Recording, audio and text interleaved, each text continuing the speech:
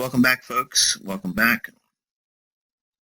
Real quick, short little New York session with y'all. So we have dollar index retracing down into a level we've been identifying from our top-down analysis. This is a weekly bullish order block. Okay, so we also have a smaller little one in here, but be mindful of this entire range in here. So I want to do that now while we're looking at it.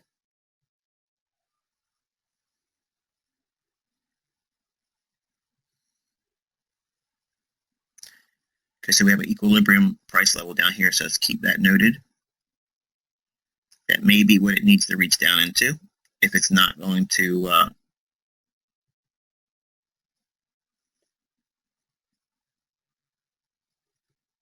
keep on going lower. So in other words, if it's just a small little retracement before we break these equal highs, we could see it trade down to this level here. Let me put a little delineation on it.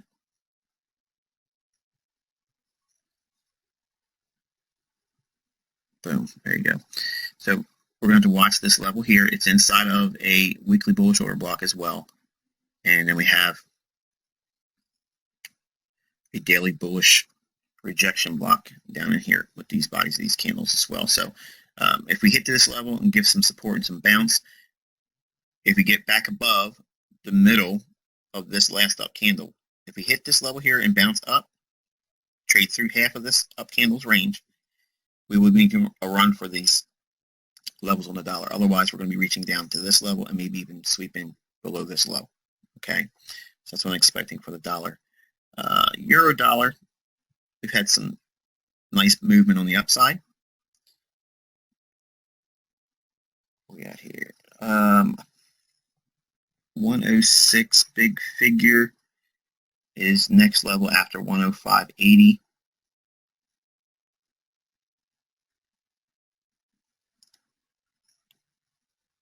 Yeah, I wasn't sure this chart was updating or not. I'm looking at the price. It wasn't moving.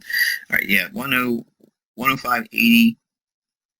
And if I'm not mistaken, I think I did say 105.80 was potentially what it could reach up into, but don't hold me on that one. I want to say that I did, but if I didn't, I apologize, but I'm almost certain I said we might reach up into that, but we can still see 106 potentially retraded to.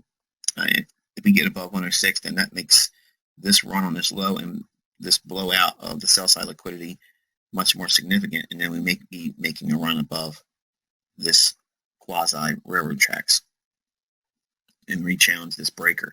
If we go back up to this down candle here, then we are now going to go higher. So any return back to this down candle's low, which comes in at 106, we'll call it 106.55. If we get back to 106.55, it's probably going to go back to 108s, then maybe 109s. Maybe a little bit ambitious on my part, but I'm just giving you some groundwork in case we are, in fact, making a longer-term low in here. Cable, we have had our buy-side liquidity drawn out here for a while now. It's almost hit it today. We're looking for a run above the high of 125.20. So that may be still in the cards for today. Again, for little retail, looking for bearish ideas on trend lines. Just can't do that kind of stuff, folks, and expect it to be that easy. You got to add some things. We've added market profiling. We anticipate all this sloppiness in here. And unless you're day trading this bad boy, don't even touch it. And I'm talking day trading like in scalps. Like you're in there for like a half an hour, 40 minutes, and then be done. Unless you're doing that, don't be in this pair because it's going to hurt you. So nothing's changed in that regard. We will be looking for a move above 125.20 to take this buy-side liquidity out. Now, it'll be interesting to see if we get above that level. If we see major expansion from there, we would be looking for a rejection block on the 4-hour up in here, which is not noted. So let's do that here now. I don't know if you guys in the States, I mean, you all know in the States, I'm sure, I've been singing Silver and Gold, Burl Lives all morning. I've been watching Silver and Gold go up. Loving it. All right, so there's our level. And I say that because I almost started singing while we're doing the presentation, and I don't want to be caught singing live. I am no singer, that's for sure. All right, 125.58. So we could see it punch up to 125.60 if we get really good expansion through here. And it may not happen today. I'm not saying it's going to happen as an intraday objective, but it could see that happen, by Friday's close, maybe Monday. That's assuming that we don't go up here, reject, and then completely go back down inside the range. But it makes sense for us to reach up into these levels. And if it gets through 125.55, 125.60, we're looking for 125.80 as an upside on cable. Below us, I just don't see anything to support any bearishness in here. It's just got way too much structure underneath us. It's tried so many times with these wicks, and look at the wicks above the marketplace. Okay, very little, short, stout, nothing real extreme except for this one here. But many times it's tried to reach down, and it just cannot find selling. But when the pressure valve is released and the upside's permitted, it wants to go. It wants to get up there. And there's lots of reasons to get above these short-term highs because that's where everyone's trailing stop loss is going to be, all throughout these layered areas in here. We've already destroyed the idea of the bearish trend line, in this consolidation. So now, what are they going to be looking for? There's really nothing to frame bearish trend lines or any kind of monkey business with that type of stuff. So it's all based on what? Liquidity, where the orders are. It's going to expand to this area, which is logical, above this high, which is logical. This is the one I said that they would probably target because of the trend line. And again, just go back to your notes when we taught false trend lines. That's the reference point we would be looking for right in here. So that's the reason why we're looking for this high. Bodies of candles, essentially, which comes in at the open on this 125.30. So 125.30 is my personal initial objective once we get above this high. So that's what I'm looking for. And then if we get expansion, 125.55 to 125.60 upside, and then making a run to 125.80 if we really explode on the upside. And dollar CAD had a little bit of market precision, if you will, yesterday based on our levels we did when we did our top-down analysis video. And if you have not done the homework and you haven't watched the video, don't go in there listening because I said this level in advance and you want to see it. Trust me, it's still there. It's not going to change. But really nice sensitivity at 132.10, right to the pip. Can't get any better than that. And then we have a nice retracement lower. Now we have to watch the bodies of these candles in here. And this is what I was referring to as it relates to the similarities between dollar CAD and pound dollar. They're stuck in ranges, and you got to be really careful about anticipating breakouts. I don't like to anticipate a breakout unless I know what the longer term trend is. And for this pair, it just wasn't giving it to me in clear terms. So you have to think like a scalper or a day trader and don't anticipate big major breakouts. You can't do it. So we saw a price go above the bodies of these candles, trade right up into our 132.10 level, exactly to the pip, and I'm right back inside the range. The middle of the range is this low to this high. We're right back at equilibrium. So again, nothing has changed with this pair. Our analysis has been spot on. Do not try to get in here and try to swing for the fences in the cable or in the dollar CAD pair. It just simply is going to chop you up. Now, this notation, I want to make a special reference to this because I'm not sure, I haven't checked the forum, but I saw one of our members post a question to me through my free Twitter, through a direct message. As a bullet point to everyone, please do not send me anything, whether by tweet directly or a private message to my free Twitter account. Don't ever do that, please, because I might make the mistake of answering something through that in my haste of doing many things throughout the day. And that's also, everything has to go through the mentorship. Either comes through the Twitter account, ICT underscore mentorship, that Twitter handle. You can send the links to the forum that you're asking me a question. Just tweet it to me. Everyone around the world's watching that feed, the ICT underscore mentorship, and everyone's responses to me. Everyone's reading that stuff. Okay, so when there's a question, they're all reading that same question.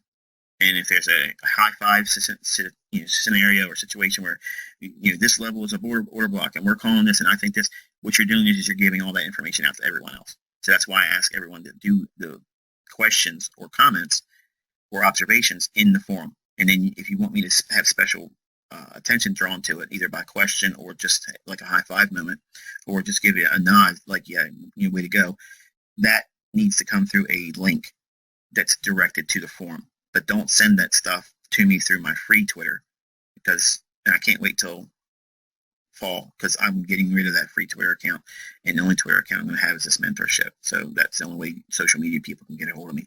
And if you're not part of the mentorship, I'm just not going to see you or pay attention to you. But please don't send me anything through my free Twitter account as it relates to the mentorship, okay? But the gentleman or lady, I'm not sure, and please don't be offended by that because I don't know who you are.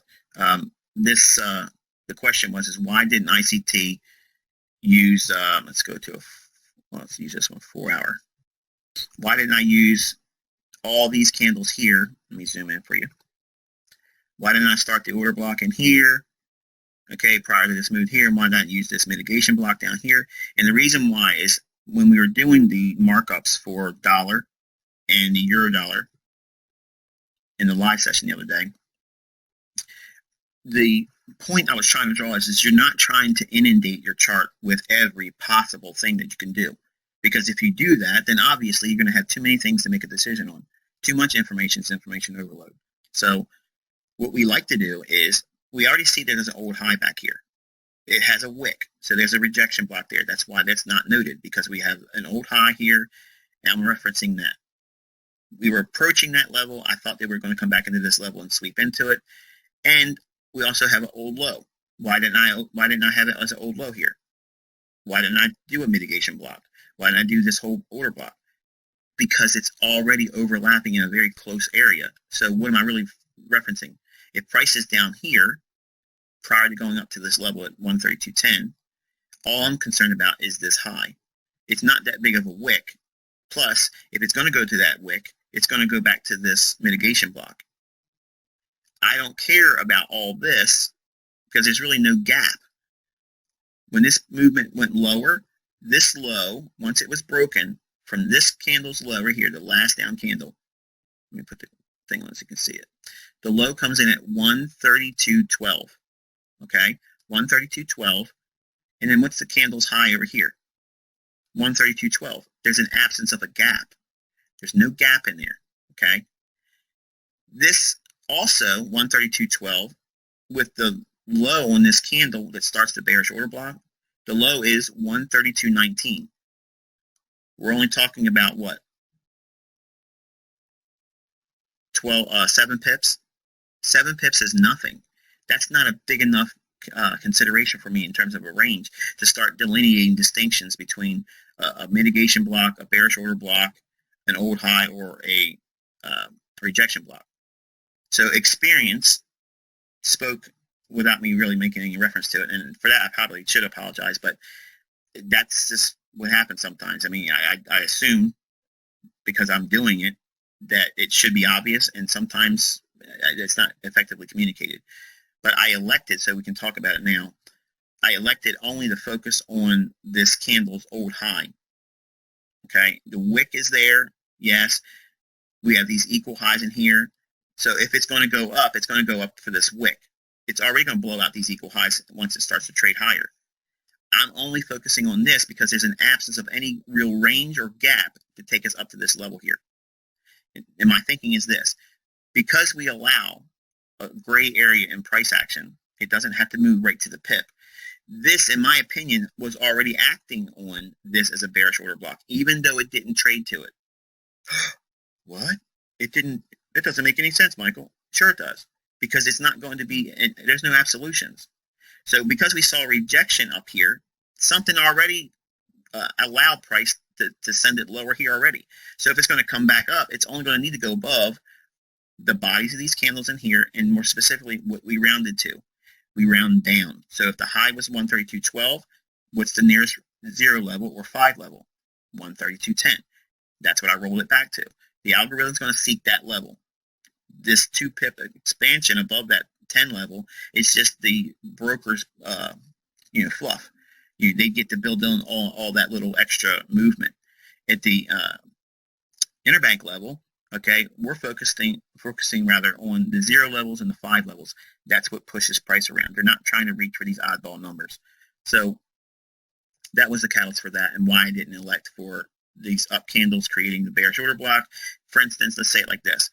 If this high would have been lower and it stopped right about here, then I would have absolutely had a level drawn at the bearish order block and made it a reference of a rejection block at these candles, but had a heavier weight attributed to the up candles, because then it would be a selling idea that would have drove price down here. But because there's an absence of any kind of real movement from this low and here, basically we've already hit this level once. That's what I'm saying.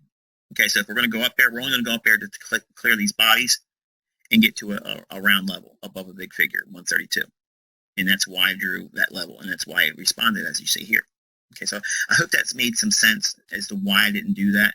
And it was a really good question, but in my shortcomings as a teacher, I didn't feel the need to have to draw any kind of special attention to that, because I thought it would be obvious. But please don't be offended if I assumed too much by thinking that it should have been obvious. But hopefully this has been a better example of explaining why I elected to not use this as a bearish order block and not mention the mitigation block here at all, because this high had already responded to the low that was seen here. Okay. All right, so we're back in the middle of the range for dollar CAD, so that's pretty much it. We're going to have to wait and see what we get from this point on. Where are we at? Aussie dollar. This thing is flirting with our 77.45 objective, 77.50 level. I'd like to see that hit.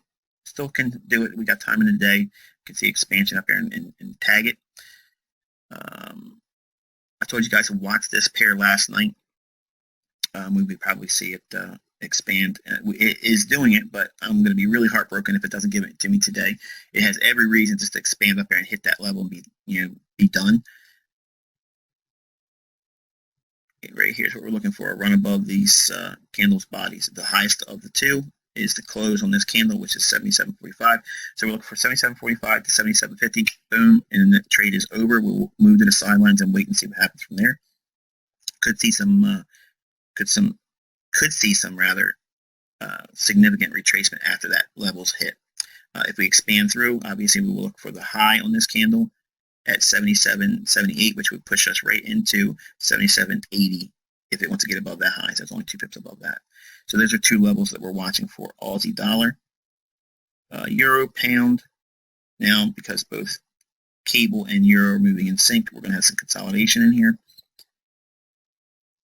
Came back close in our range and moved off that. I'm almost certain I said 80, and I'm not checking the questions or not, but I hate to make a big deal about nothing, but for whatever reason, I want to believe I said 84.80, but if I didn't, it is what it is. All right, gold. This is the other one that's messing around with me this morning. I want to see 12.50 hit. I really, it was right there. Almost hit it, but our buy side liquidity pool we identified, we were waiting for. That was our objective initially after this run down to this level we called one at 12.17. 50, 12, 18 level. Really nice run. Really hard to get disappointed in something like this. I mean, for a metal, this is a nice little move.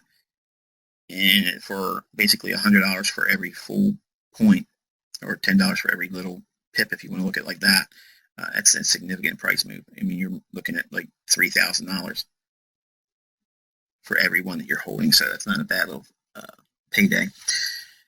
Silver. In other words, we're waiting for it to get to 12.50 in case that wasn't obvious what I was referring to, because we already hit our first objective here, the buy side liquidity pool, equal highs. The price has been drawn right to it real quickly right in there. Now, notice also that we had a big move up on gold. What was the commentary I said this week as it relates to gold and silver? Gold was being held in consolidation while the dollar was rallying. That is a $1 million maker for you. Okay, because if you're looking for intermarket analysis to support an idea, again, it's not that markets have to move in perfect symmetry. If there's a break in correlation because everybody says there's no such thing as correlation. It doesn't work. It's not consistent. No, it's absolutely consistent. You just need to know what you're looking at. So the people that are outside of our mentorship, they think they know what they're looking at in the pre-tutorials. There is a linkage between when the dollar is going higher, gold should be going lower. When the dollar is going higher, I'm getting ready to say it again twice. Dollar up, gold down. Dollar down, gold up. And why do I feel dyslexic all of a sudden? It's basically obvious. It's opposite. It's put that way. I'm having a senior moment this morning. I'm actually very giddy. I had a really good session with my son before the live session. We were explaining some things, and he had an epiphany. Let's put it that way. So I'm really excited as a dad. I'm also excited as a teacher that he saw that you don't need much to do very well. So, and it's probably sounding rather odd because who I am and him being my son, he shouldn't have that type of epiphany this late in the game, but he did. So I'm kind of excited about that and giddy. But if there is a link between gold going up while the dollar goes down and the dollar goes higher and gold going lower, if that is the true symmetry in the marketplace, okay, if that's occurring normally in a normalized market condition, that's symmetrical. That's what we would reasonably expect. But if we see dollar strength, as we saw initially after Monday's bank holiday, on Tuesday, we saw the dollar rally. And I made mention that we did not see any significant selling in gold. So if they're holding gold in consolidation, the observation was, okay, now we're going to wait. And if we get a retracement or lower prices in dollar, that's going to be like rocket fuel for gold to go higher. Now think about that. If you're looking for moves to have explosive tendencies to be moving directionally one-sided, we already knew that this is like a powder keg. It was waiting. It wasn't going lower when dollar was going higher. So it's showing you what? Relative strength. Not relative strength index, not indicators. It's showing you that it cannot go lower. It resists it. It doesn't care what the dollar is doing. So that means what? The rally in the dollar is suspect. Otherwise, gold should be bending the knee. It's not. They can't hide this stuff from you, folks. They can't. It's impossible. It's not going to stop working. There's no reason to worry about me doing this mentorship and 800 of you going out and sharing it with everybody else in the world. Okay, and then suddenly everybody's going to say, hey, look, this guy in Baltimore gave this information out. Now it's going to stop working because we have to change the thing. No, because they're buying a lot or they're selling a lot. And to manipulate certain things, they have to hold other markets in consolidation. That's manipulation. That's the heart of it. And the other crack in the correlation is when they are in in synchronicity, and there's symmetry in the market. When the dollar makes that higher high, there should be a lower low in gold. If it's not there, that's a crack in correlation. You get smart money insight by doing that. Same thing when we do with dollar index against the currencies like euro dollar and pound dollar. These ideas, slowly over time, when you start looking for things as a trade idea, when you see them, they confirm or negate the probabilities of your trade panning out. Big, huge move in gold today. Big, huge move. I'm sure if you go on the internet and scour, it's like, oh, gold, big move in gold, blah, blah, blah. We talked about it beforehand. We explained why it was going to go to the levels that we're seeing it reach for. We talked about where the stops are here. There's people trying to sell gold. Oh, gold, it's a sucker rally. It's this, it's that. Well, is it? Because it couldn't go down. We had a reaction exactly where we thought it was going to trade to, 1217, 1218. Essentially buy it at 1220. Where's it going? We're reaching for 1245 to 1250, maybe even spread up to 1255 as an objective. Boom, you're seeing it unfold today. To script, as it should, and it was based on intermarket analysis, the things that we taught you in last month's teachings. And right here, true to form, and your charts live before the fact and unfolding. Silver. This dirty dog. I have been dancing around the house all morning waiting for this thing to hit this stupid 1820 level because I was telling my wife, I said, this thing's going to hit 1820. And she was looking at it like here. She's like, how do you know that? Now, mind you, I've been married to this woman for a while. And all she hears me talk about is, well, the markets, anything else is the kids, but my mind gravitates to this stuff all the time because she'll ask me, what are you thinking? Well, obviously, you know what I'm thinking. I'm ICT. I'm thinking about euro, copper, and bonds. I'm thinking about the markets. So even if we're out and about, if we're having meals, or if we're watching a children's event like my son, he's at soccer a lot. And if I'm there and I go into a daze, my son's at one end of the court and I'm staring in the middle of the field. She's like, "What are you thinking about?" And I don't want to admit to her right then and there, but I'm thinking about when's this market going to hit this level? Well, I kept jawboning 1820, yesterday evening when she came in the house, and I was like, "Look, I want this level to be hit." And because she asked me, "What am I thinking?" I said, "I want 1820 to be hit. It's frustrating me. I want it to get hit." And I said, "It should hit it. It should hit it." And I really sometimes get really hung up on a level like this, especially when I'm really passionate about it, seeing it unfold. And to see it go here this morning multiple times, going right to 1819 and just stopping short, it's maddening for me because I'm OCD. Obviously, you guys knew that, and if you don't know it, you certainly know it now. But the level, to me, that drives me insane. To 1819, just hit the 20 level and be done with it. Okay, let me go into the weekend happy. Okay, I'm not long in silver, so it's not like I'm trying to say I made money. I just need this to unfold. So I struggle with this as a person with OCD. Once I know a level makes sense for us to hit that level. It needs to go there, in my opinion. Okay, but if it goes to 19 and we retrace off this and never go there, that will drive me nuts. I'll drive myself insane all weekend with this.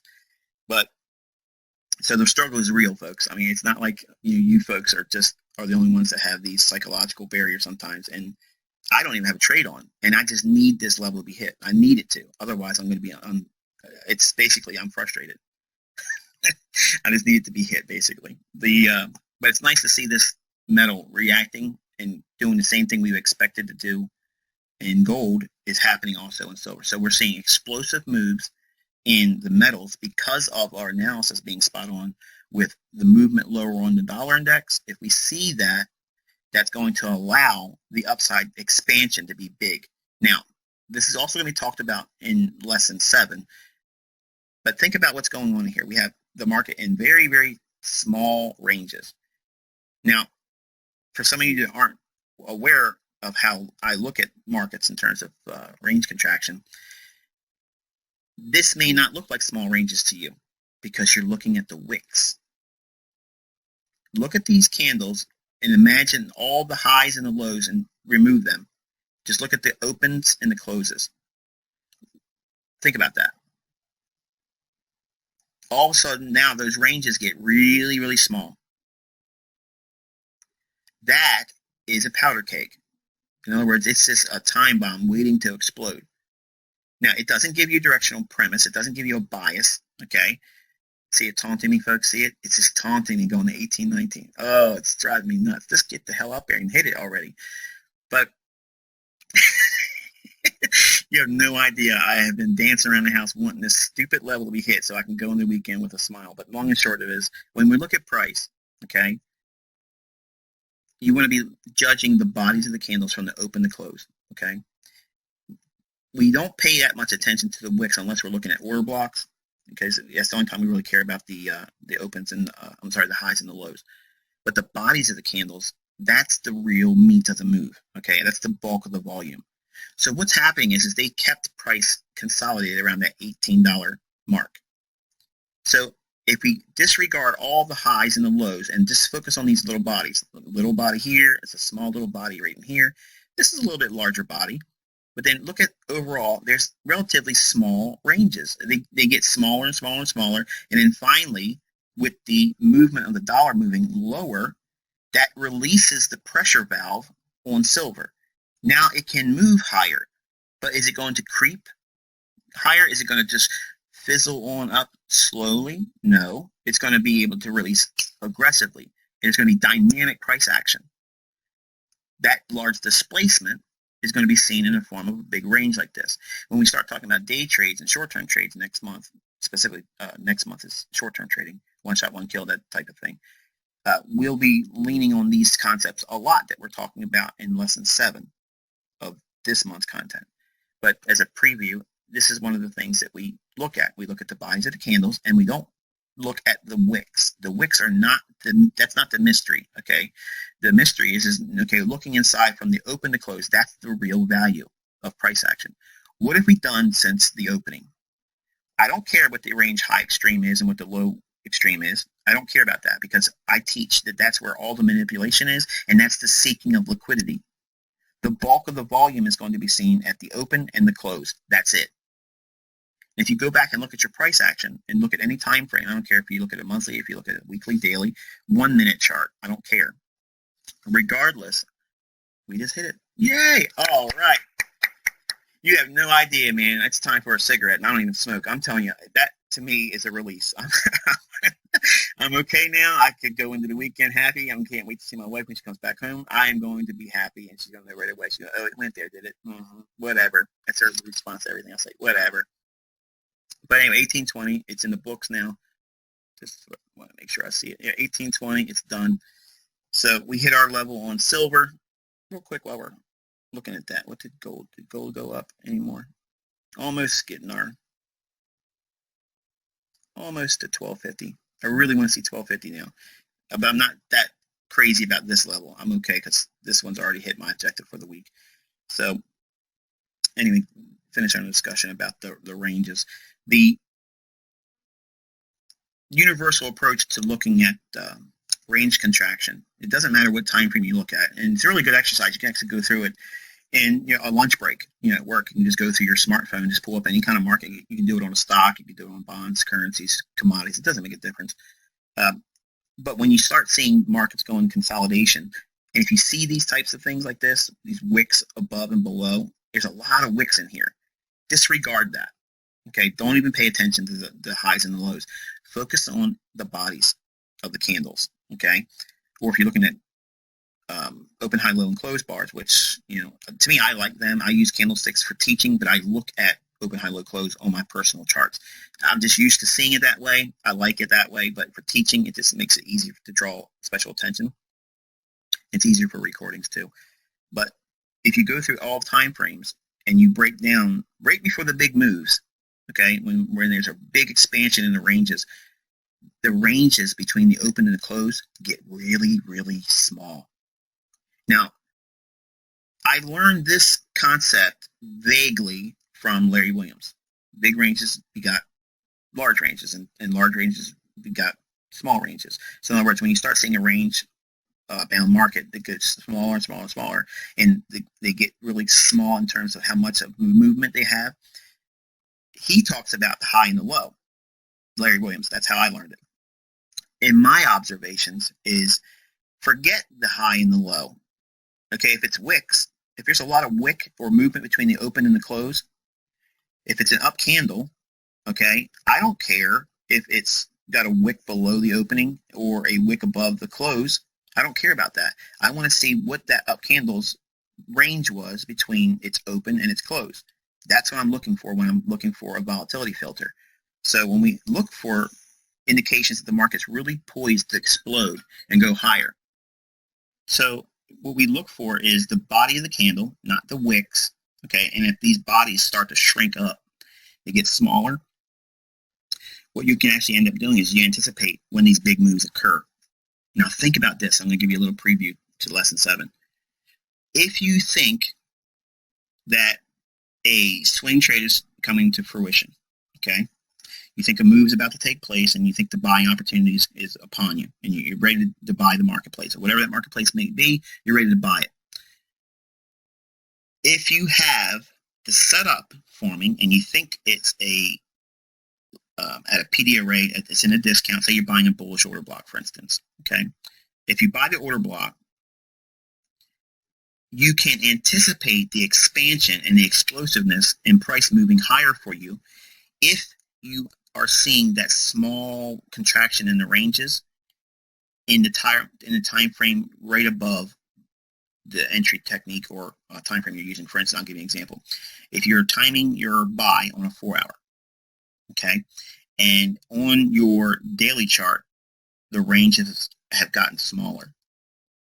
If that occurs, now we're not referring to the high and the low, we're referring to the bodies between the open and the close. That's all we care about.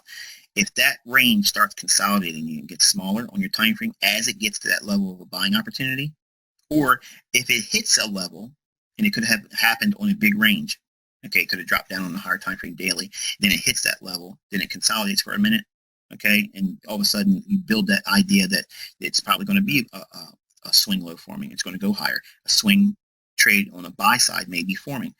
If that daily chart creates a small range, even though it may have a higher wick or lower wick in terms of the daily chart, if that body gets small and then you buy it at that lower time frame 4 hour, you can anticipate this type of event here. What it's doing is it's winding up really, really small.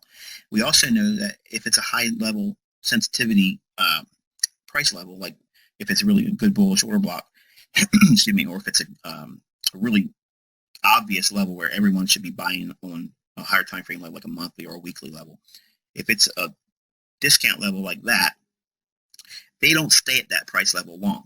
Now, it may return back to it at a later time to recapitalize new buys and more buying, because it's a long-term objective of building in an equity base that has a larger buying averaged in price. Those weekly and monthly levels can be retraded too, but the initial time it hits it, it doesn't stay there long because there's a massive dogpiling of orders that gets filled right the first time it gets hit. And that's why we see that first initial impulse leg. That's why we have that first pop. And that's why it's important to see that initial displacement. And when it happens, if we see it come back down to that level again, and then on our higher time frame level, like a daily, if the ranges get smaller again between the open and the close, it's like a time bomb. It's just getting ready to go off again. And then all of a sudden, when you buy it, you'll have immediate response. You won't get in here and do something like this where you buy it and it waits around forever. You won't see that occur. You'll see when you buy it, it's almost immediately. And for day trading, when you start seeing these things applied for that and scalping, we get immediate feedback. If we're right, we know right away. If we're wrong, we'll know right away. And when we start trading every single day, because of day trading and scalping, you're going to see I'm going to get in some trades. As soon as I get in them, if I don't see what I need to see, I'm collapsing them. And it may be for a small loss, or it may be for break even, or it may be a minor 1 pip win. And you'll probably be scratching your head like, wait a minute, you're up 2 pips. Why'd you get out there? And all of a sudden the trade it'll fail. And then I'll have examples to show you why I did this and why I didn't do that. But we use volatility filters like this to build in, number one, anticipatory price skills. So we can anticipate when price is going to be moving big, when there's going to be a big explosive price move. Everybody wants to know that. If we pulled a universe of, I don't care who they are, it could be any asset class. You ask them what it is. If they could be told what is the number one thing you would love to learn, if you could be consistent about, what would it be? It wouldn't be when's to buy. That's what retail thinks. Anybody that's been trading for a long time, they don't need to know when is the right time to buy or when's the right time to sell. They've had issues where they've done that before. Otherwise, they would have never done it. They wouldn't have continued to try to trade. They've made, either by pure luck or something along their understanding lined up and they had a favorable outcome. A trade somehow, in some form, was profitable for them, whether it be practice, paper, or live. They've seen it work once. And all it takes is the bug to bite you one time, and you're never, ever, ever getting away from trading. You know it's something you want to do, and so therefore now you've been bitten and you're in here, you might as well just learn how to do it right. But if you ask every single one of us, if we were all collectively pulled, the question would be, what would you, if you could wish for one thing to be taught to you and you could be consistent with, what would that be?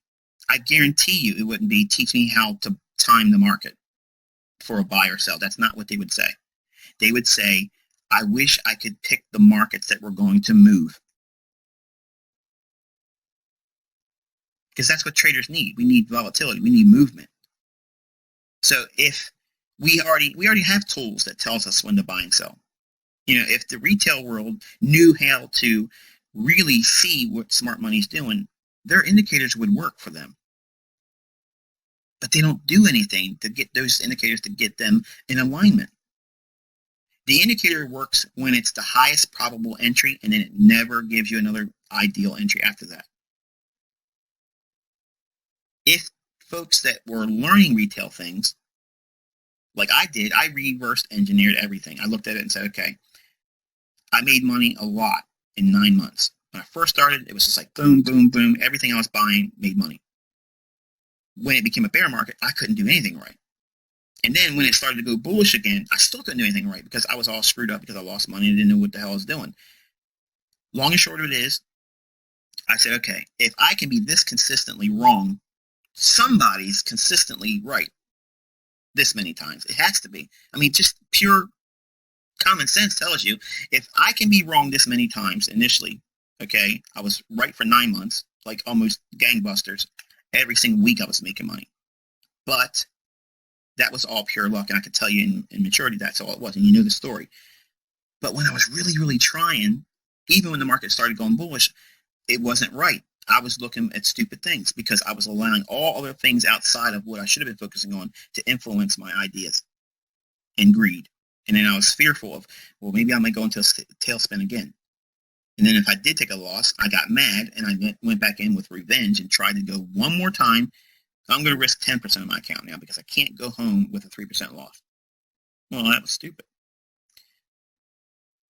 When I started applying rules that forced me to focus on markets that have the highest probability of movement, it needs to move. Even Larry Williams, if you look at his stuff, it's almost like he's left that. Like he doesn't even pay attention to that anymore. He's gotten so caught up into teaching new gimmicks all the time. He's left his purest stuff, which is in his book, How I Made $1 Million Trading Commodities Last Year. To me, that one, that's it. That's all you need. If you read that book, that's it. Don't pay anything else in terms of what he teaches. And I'm not trying to be disrespectful at all. I certainly love what he's done for me as a trader. He started me on the right path. But I'm so glad that I really challenged the things that I started seeing him do. And I said, you know what? I'm not going that direction with him. I'm going to just stay to what works. And I could see how the community at large would just be frothing at the mouth. And it's kind of like the same thing. I mean, look at the folks that are in the free stuff. They can't wait for me to put another video up. Yeah, I could talk about something in hindsight, and they'd throw, pom-poms and ticker tape parade stuff in the air. It'd be crazy. And it's not helping them, but they're all caught up in the frenzy of they feel like they're connected. And that's how I was a fanboy with Larry Williams too. And finally, when I matured and said, you know what, is this making me money? Am I learning how to do anything better with this new tool? I'm not. So what is it that I'm lacking? So I cut myself off. I didn't open up any more of my books. 2,600 books sat there, either by electronic or on my bookshelf. I didn't touch any more of them. And I went right back into my journal. And I said, okay, what were the things that I was bitching about most in my losing trades or my missed opportunity trades? I didn't see this big move coming. Well, there's an opportunity there. So if I can't see that coming, how can I fix that? So I went back to what I knew. Larry Williams said small ranges are the beginning point of a big move. Okay, that's obvious. Everyone knows that. And if you put it on the forum like I did in Baby Pits, oh, it's obvious. Well, no one talks about it. And certainly if you look at their trades, they certainly aren't using it. They're buying it after it's had 2 days up, big ranges. Now they'll buy it because they have confirmation. No. So what I did was I said, okay, I'm going to go on the charts and say, if I think the market's going to go higher, okay, that's all I'm going to limit it to. I think it's going to go higher. That's the stage. Okay, I want to be a buyer of that market. Just because I want to be a buyer doesn't mean the market's going to go higher. It's not going to bend its will. I mean, bend its knee to my will. I have to get in sync with it as a market. So when I went back and looked at all my losing trades or missed opportunities, one of the classic telltale hallmark signs was that range contraction, and I disregarded the wicks and I focused on the bodies. Now, I don't know if Larry says to do the high and the low because he doesn't want to draw everyone's attention to the same thing, because whether he wants to admit it or not, he does have a little bit of a conspiracy mindset. Because if you look at his older stuff, it's like, I don't really want to teach everything, and I don't want to do that. I'll give you just enough where you'll make some money, but you're not going to get everything from me. Well, eventually he ran out of yeast, and he had to come up with new kinds of gimmicks and stuff, and Now it's all indicator of this and indicator of that, and it's really, you twist the data enough, it's going to submit to anything. And to me, it's open, high, low, and close. That's it. And if you disregard where the manipulation is, it's always at the extreme of the wick. It's reaching for stops. That's all that wick is. It's reached for a level of liquidity. And since it couldn't sustain that level anymore, it retraces back. And then the close is going to be either higher or lower in relative terms to that expansion on that candle's wick. So the bulk of the move is between the open and the close, and I could care less about the high and the low when it comes to volatility filters. So as a homework in closing, I want you to go through your charts, and I don't care which asset class you use. In fact, let's make this as a facet of this homework assignment. This weekend, before, it's just anytime before Monday, okay? I'll go through my own, and I'll pick out a stock. I'm going to pick out a commodity. I'm going to pick out a Forex pair. Okay, so there's three things. We're looking at a stock, we're looking at a commodity, and we're looking at a Forex pair. Okay, and I'm going to pick out a time frame that shows this element and how it was effective. And I'm just going to find one, and I'm not going to go looking for something perfect. I'm going to just go to the chart, and it's obvious, and you'll see it. Same thing. I want you all to have one of each asset class, one commodity where you see it happen, one stock, and one FX pair. And we'll talk about that on Monday's session. And you'll see. I mean, you'll probably go through your chart. As soon as you find one, invariably you're going to go to, you're going to look around for more of them. And once you see it, it's almost like, wow, that's what everybody needs to know. They need to know, when's the market going to pop, either go higher explosively or drop explosively lower. Okay, it doesn't matter to me which direction, because I already got tools that tell me what side of the marketplace I'm looking for. But I can be bullish on a market forever.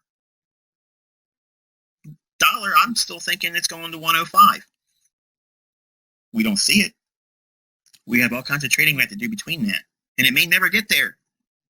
But if I am bullish and I have all these things line up and the volatility starts squeezing tight, man, that's like a loaded gun. It's ready to go off.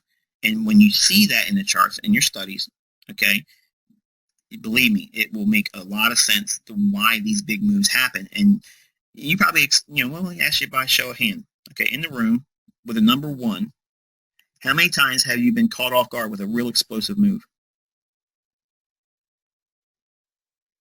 And you thought to yourself, where did this come from? How did this happen? If you can remember that last time that happened, what that pair was, or whatever that market was, go back and look at it with this idea, and you'll see it. It's there. Now, I know some of you are going to say, okay, well, that's great. That's hindsight, Michael. And it's, here we are again, doing hindsight stuff. No, it's not hindsight. It's how you figure out how the market's going to be moving explosively. You already have the tools that lead you to whether the market should be bullish or bearish as a whole. Now we're applying volatility filters. Tells us when the market should explosively move. Now, if we have in a checklist format, okay, first thing we do, we sit down in front of our chart, and this is obviously an oversimplification, but if we sit down in front of the charts and say, okay, gun to my head, what am I doing today?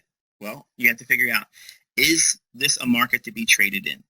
In other words, are we caught in a range, or are we trending?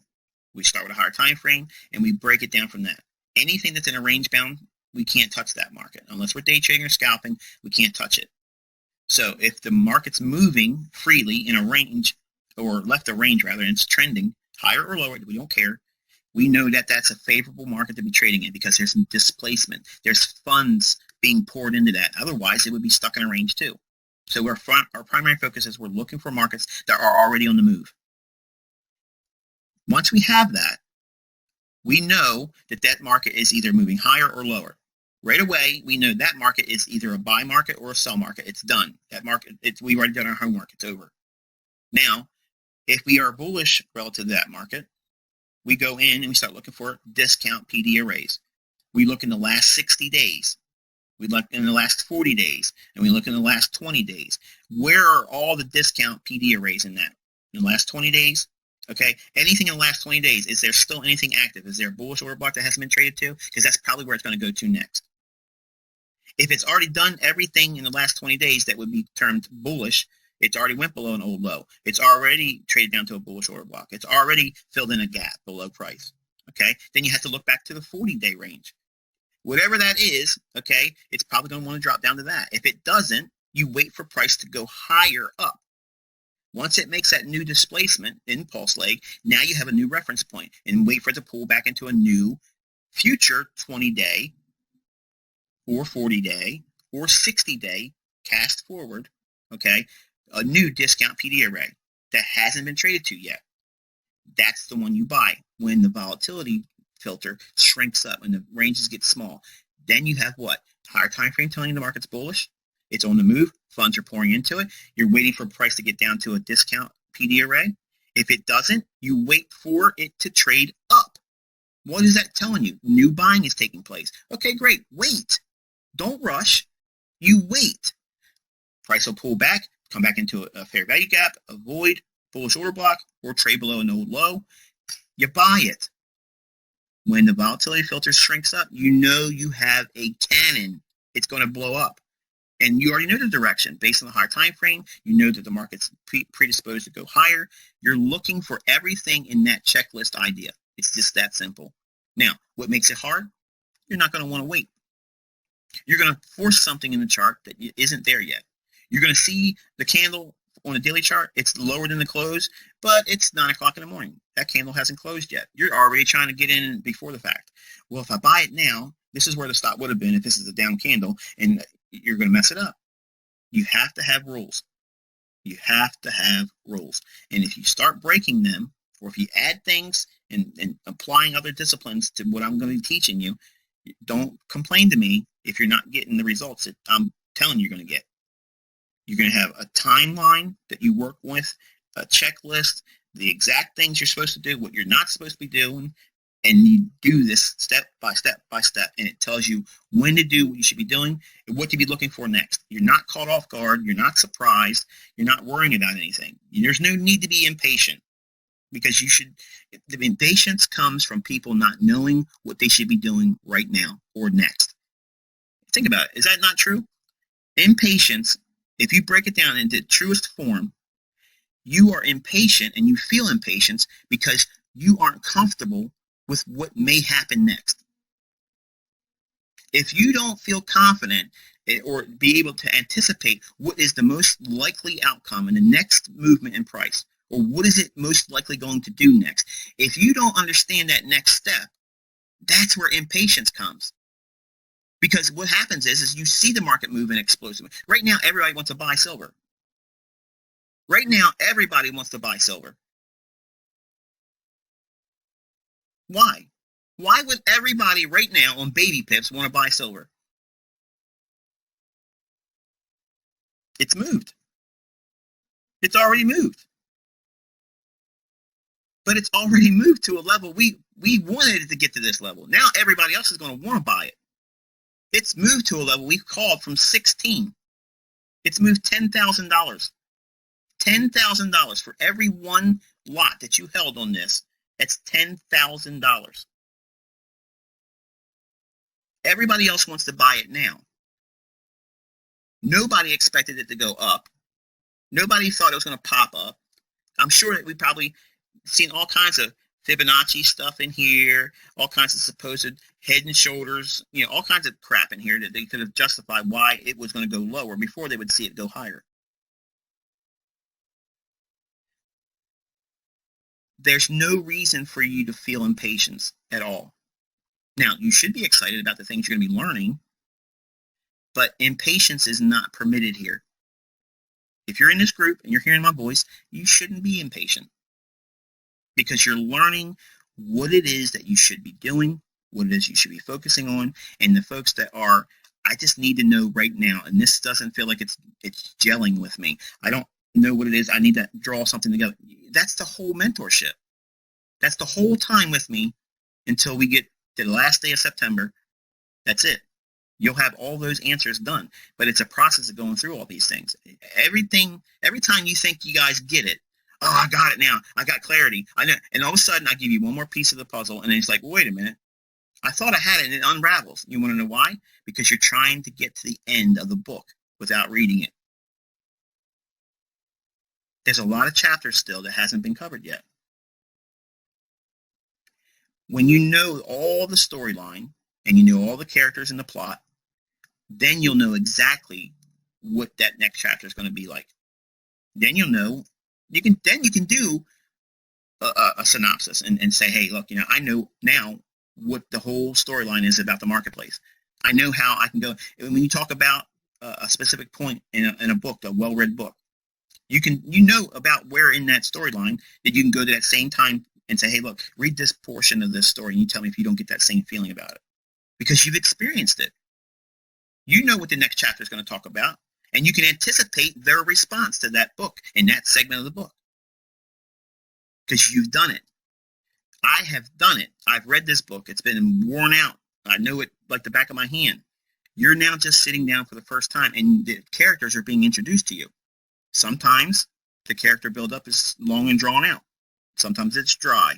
Some of them aren't that interesting, but they all have their part in the story. And if you don't at least pay attention to them, you're going to miss the whole thing, and it's going to go right over top of your head. You can't get the answers by going backwards. You can't go to the last chapter. Trust me. That's why I said when you get the PDFs in August, you're going to see it doesn't help you. Unless you go through the entire mentorship, it means absolutely nothing. And I could literally put them on the internet, and it won't mean anything to anyone that hasn't gone through the mentorship. It's simple as that. So anyway, I'm very, very pleased now that I can tell my wife, nah. The silver did in fact get my level, so I'm thankful for that. We'll still be looking for 1250 for gold and 1255, and that still could happen today. I'd like to see it hit it today, but nonetheless, if it doesn't, we've already seen our objective here met. I appreciate your patience today. I've been like a kid on Christmas morning. I get excited about this stuff still, being 20 years into it. And I'm really elated because my son saw something that, I've been trying to beat in his head for a couple of years now. So I'm going to close this one here now and wish you all a very good afternoon. We went a little bit long-winded, but it is what it is. I got to be carefree and fancy today, so I appreciate that. Last bit of business, go over one more pass-through. Pound hit our 25.20 level to the pip. Still might see some expansion through that. And euro dollar. Still nice and firm on that one. Yeah, nothing else I need to talk about in here. One more quick look at Aussie. Wow, look at that. So close. High comes just one pip short. Now this is what's going to happen. Okay, we have 77.45. That's the level we're reaching for. Okay, I would not be surprised if it doesn't go higher and just stops right here. Now, anybody else that would be looking over our shoulders and not really interested in learning what we're teaching here, they would see that as if it never gets to that 77.45, it's a failure. You were wrong. And that's how I used to look at it when I was developing as a trader. But tell me how many people would have expected this pair to react overnight last night and then reach for this level and just be short by one pip. Outside of our group, probably not that many. But we have a lot of things in symmetry together because gold has been firm. It's been held. It wouldn't go down. Aussie dollar is very closely linked to gold. And it wasn't trying to go down either when the dollar index was rallying. So we're seeing relative strength in what? Aussie dollar and gold and in silver. So when the dollar bent its knee and started going lower, it's not surprising to us what we anticipated seeing to the very evening. I told you last night, watch Aussie dollar. I sent it in a tweet. I didn't go in a video and say, hey, look, watch Aussie dollar. Boom, here we are. We're one pip short of the 77.45 level. And if it doesn't get to 77.45, I'll let you argue and wrestle with whether or not that's a failure or not, but look at the range that was offered today. Look at the directional bias. Look at the explosiveness that it reached for it. All those things were arrived at by using the volatility filter we're talking about today. And because it's happening in dollar, we have that release now on these pairs that were not permitted to go lower. Now they can go higher explosively. And that's what we're seeing in our charts today. All right, guys. That's the business. So I'm going to close it. Wish you all a very pleasant afternoon. Tomorrow morning, there will not be a live session, but there will be a pre-recorded teaching, and it's going to be basically a blending. I'm going to have a teaching and then the weekly recap at the end of that. Okay, so I'm going to teach you something in the video at 2:30. It'll post, and then there'll be a small weekly recap at the end. Okay, so it'll just be one video for tomorrow. And until then, I wish you good luck and good trading.